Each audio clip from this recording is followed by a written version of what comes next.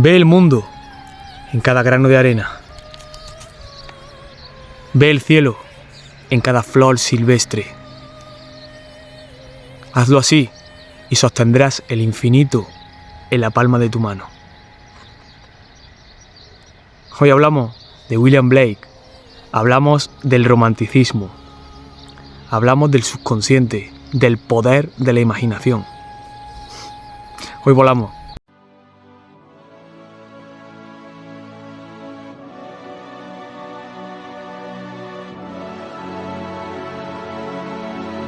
Vengo a iluminar con conocimiento a todos los hombres.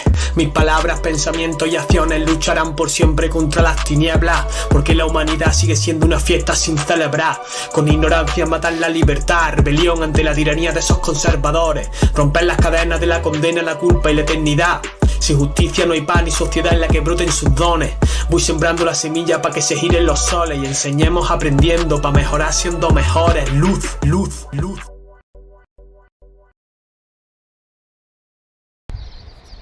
William Blake fue un poeta y pintor inglés que pertenece al movimiento cultural del romanticismo. El romanticismo fue ese movimiento que transcurre desde finales del siglo XVIII hasta mediados del siglo XIX. Para entender los rasgos principales del romanticismo, tenemos que entender sus precedentes. En el siglo XVIII se produce el movimiento llamado como Ilustración, el siglo de las luces, el siglo de la razón. Venimos del periodo que se conoce en la historia del arte como neoclasicismo. El romanticismo surgirá en contra de los valores del neoclasicismo. El neoclasicismo, como rasgo general, podemos decir que es la recuperación, la vuelta a los valores clásicos, a los cánones estereotipados. Está relacionado con este siglo de las luces, esta razón por encima de todo, es decir, la mente dominando al cuerpo, lo racional, esas matemáticas, esos cánones que dominan toda la producción artística. Sin embargo, este movimiento de la Ilustración conllevó lo que se ha denominado como despotismo ilustrado, es decir, despotismo, todo para el pueblo pero sin el pueblo.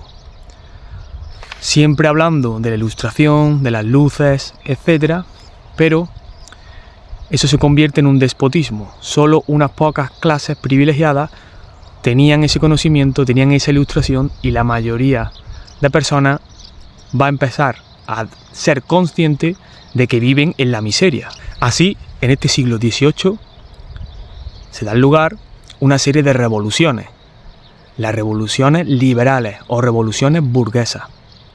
Revolución significa la transformación inmediata en el acto de un sistema a otro, un sistema político a otro, de una sociedad a otra. Se produce la revolución de las 13 colonias en 1776. Por otro lado, tenemos la Revolución Francesa en 1789.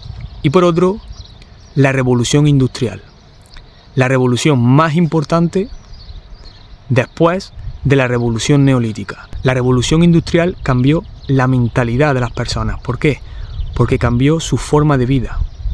Empezó a hacer sentir a las personas que eran meras máquinas, meros instrumentos de una gran industria, y empezaron a tomar conciencia esas personas de que el producto de su trabajo no tenía una vinculación directa consigo mismo, sino que eran una máquina más en un gran proceso industrial. Sienten que están trabajando para otra persona. Hasta ese momento la gente trabajaba la tierra y tenía un vínculo muy fuerte con lo que producía, con el producto de su trabajo. Sin embargo, con la revolución industrial, con esas condiciones laborales tan pésimas que empezaron a tener, va a producirse un cambio de mentalidad. Esta revolución industrial hará que se enriquezcan los burgueses, la clase social de la burguesía tomará conciencia también de su situación y una vez que tiene el dinero, también tiene acceso al conocimiento, se apoyan en el enciclopedismo, es decir, en los libros, y así lo que quieren es poder político. Y el poder político lo reclaman y al final lo acaban consiguiendo con esas revoluciones. Y esto tiene su reflejo en el arte, en el romanticismo. Así el romanticismo es una ruptura con esa tradición neoclásica, con esa tradición clásica de cánones estereotipados. Se va a pasar al subjetivismo, es decir, a ensalzar unos valores de libertad individual y de subjetivismo. La belleza es verdad, será uno de los lemas del romanticismo. Alegan que la conciencia del yo está dotada de capacidades variables como la fantasía y el sentimiento. El poeta es un demiurgo. El artista es el creador de su propio universo. Estas revoluciones que dan lugar a este liberalismo producen este nuevo movimiento cultural. Se le da un gran valor a la creatividad por encima de seguir las reglas, de seguir los cánones. Con esta gran importancia que se le da al sentimiento individual, tenemos unos paisajes más tenebrosos, tenemos el siniestrismo, porque ese sentimiento de esos poetas, de esos pintores, nos lleva a una nostalgia, una melancolía que la reflejan en sus producciones artísticas. Claro, teniendo en cuenta este subjetivismo, para los románticos la obra siempre está inacabada, siempre está imperfecta, inacabada y abierta a unas posibles interpretaciones. Y en este contexto tenemos a William Blake. William Blake va a abogar por esa interioridad, por esa búsqueda espiritual a través de la imaginación. La clave aquí es la imaginación, ese subjetivismo, esa búsqueda del subconsciente como productor a través de la imaginación de la creación artística. William Blake lee la Biblia desde pequeño y también se interesa por un saber gnóstico, oculto, lo que aquí en este canal siempre intentamos conjugar, el saber, digamos, más científico, más académico, con ese saber oculto que siempre está por debajo de la mayoría de los artistas. Se cuenta que William Blake desde pequeño tenía una serie de visiones, puede ser que sea producto de esa imaginación desbordada que tenía, de esa inteligencia intuitiva, y se cuenta que veía ángeles encima de un árbol, que podía sentir el espíritu de su hermano que había fallecido, y a esto le daba mucha importancia. Él empieza siendo aprendiz de grabador y acaba siendo ilustrador. Por eso hay que entender que William Blake es un poeta y también un pintor. William Blake habla de la caída. La caída, para Blake, es la falta de imaginación. ¿Y qué subyace aquí? Este gnosticismo que estamos hablando. ¿Por qué? Porque todos sabemos aquí, ya en este canal, que la caída hace referencia a la esmeralda que se le cae, al diamante, a la caída del diamante de Lucifer, la pérdida del tercer ojo. Esa falta de imaginación, ese subjetivismo, esa producción creadora que tiene el ser humano, se realiza con todo su potencial cuando se conecta con el tercer ojo, con la glándula pineal. Y lo que representa esa caída de la esmeralda, esa caída del diamante de Lucifer, es ese exceso de animalidad del ser humano y no conectar con la glándula pineal, con la creación. Nuestro autor habla de 4 visiones. La visión única, que sería una visión que está basada solo en la razón, haciendo crítica a esta ilustración.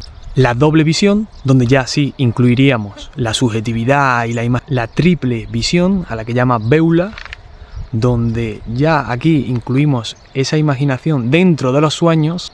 Lo onírico es muy importante para los románticos, porque en los sueños se puede acceder a unos procesos de imaginación ahora hablaremos del subconsciente y de cómo muchos artistas han canalizado lo que han soñado en sus obras. Esa pequeña línea de lo consciente a lo inconsciente, del estar despierto al estar dormido. Y por último, lo más elevado sería la cuádruple visión, es decir, ya tener en cuenta la eternidad. Es cuando se es capaz de ver el mundo en un pequeño grano de arena y de ver el cielo en una flor silvestre.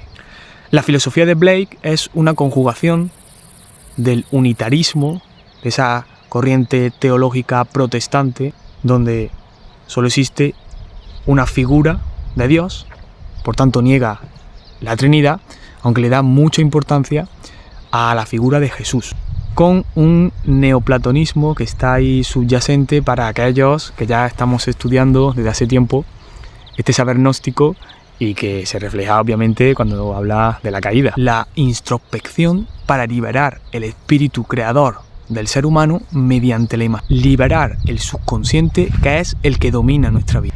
Y aquí llegamos a una de las claves del vídeo, el subconsciente. ¿Qué es el subconsciente?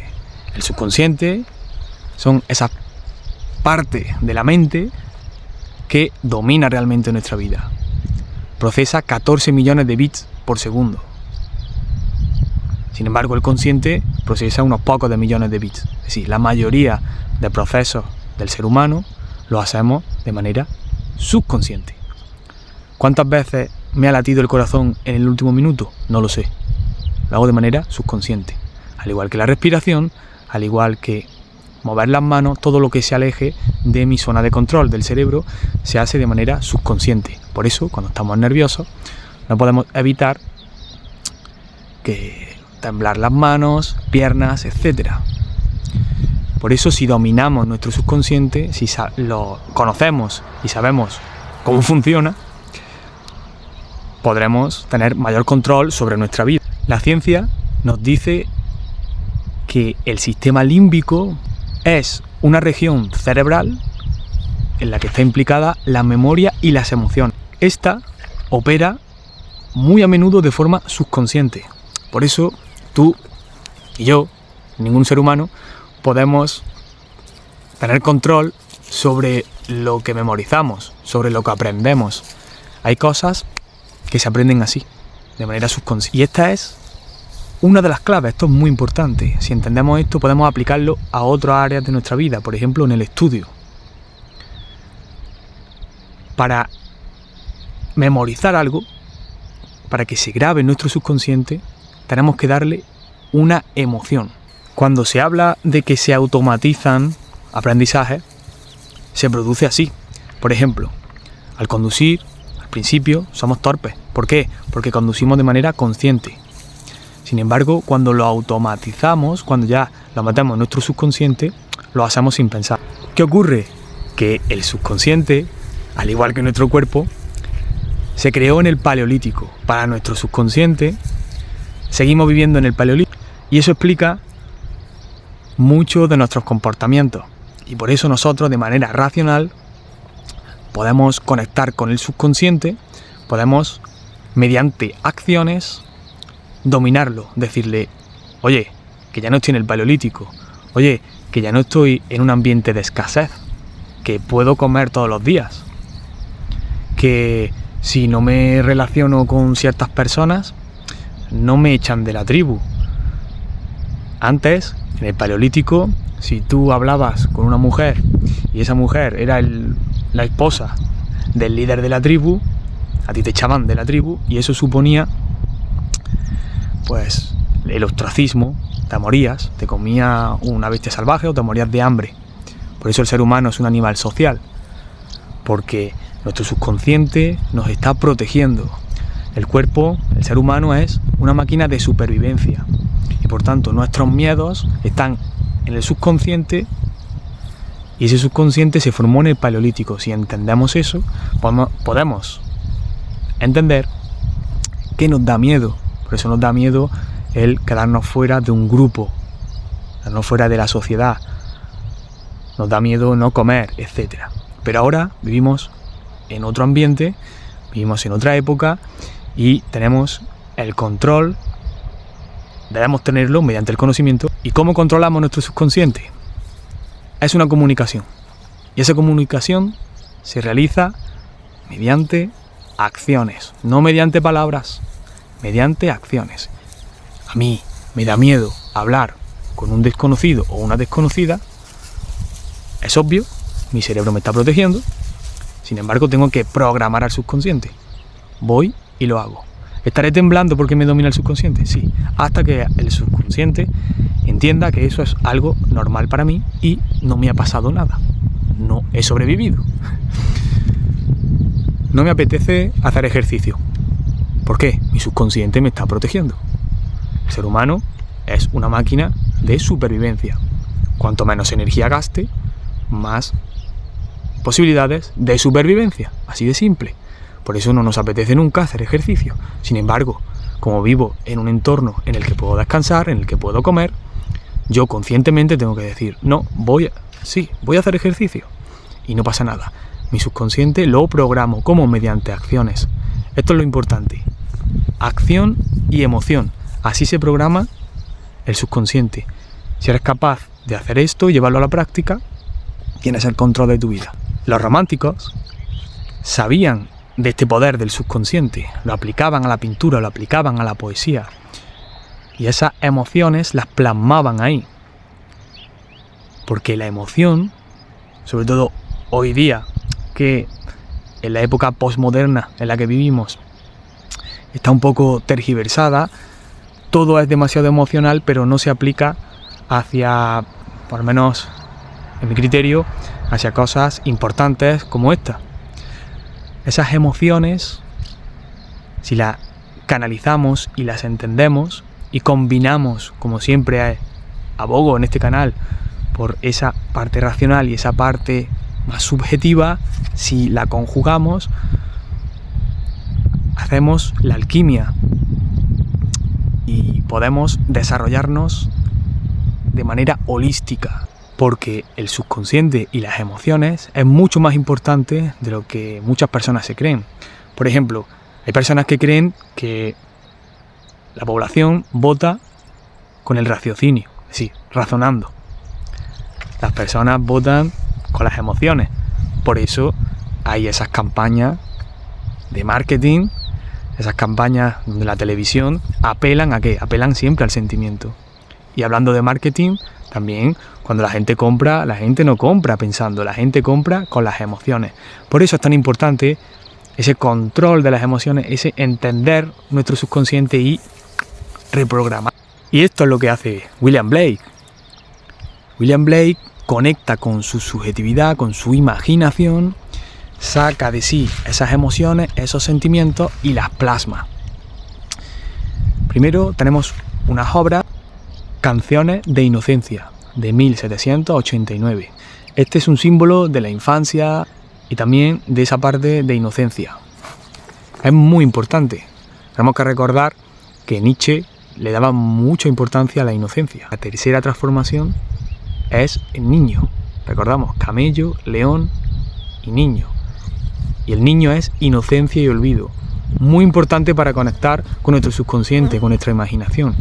Cuando somos capaces de soltar el lastre de esta sociedad donde nos intenta que seamos máquinas, solo de producir, conectamos con nuestra subjetividad y con esa inocencia y ese olvido que es el niño, y que por eso los niños son más creativos. También se dice que todavía no se le ha calcificado esa glándula pineal, ese tercer ojo, y por eso son más creativos, juegan. Y por eso Nietzsche dice que la última transformación del adulto, del hombre y de la mujer adulta, es esta precisamente. Es la inocencia. ¿Por qué? Porque a través de la inocencia, a través de desaprender ciertas cosas, de conectar con nuestro yo creador, somos capaces de crear un vídeo, crear una pintura, crear lo que tú sientas. En 1794 crea las canciones de experiencia. En contraposición a las canciones de inocencia y ese olvido, Aquí presenta una visión más pesimista. Tiene también esta parte, sabemos que estos románticos tenían esa parte más melancólica. En siguientes vídeos vamos a ver obra por obra, serán vídeos más cortos, toda la producción artística, esta producción tan interesante de William Blake, el anciano de los días, cómo pinta a Isaac Newton, Nabucodonosor, este rey, este monarca babilonio, el ángel del Apocalipsis, la famosa pintura del gran dragón. Iremos viendo el significado no oculto y oculto de estas obras. Pero eso será en los próximos vídeos. Si te gusta, dale a me gusta, suscríbete, coméntamelo. Si son críticas constructivas, las voy a tener en cuenta. Así que, como siempre digo, superar DC, superarse a través del conocimiento.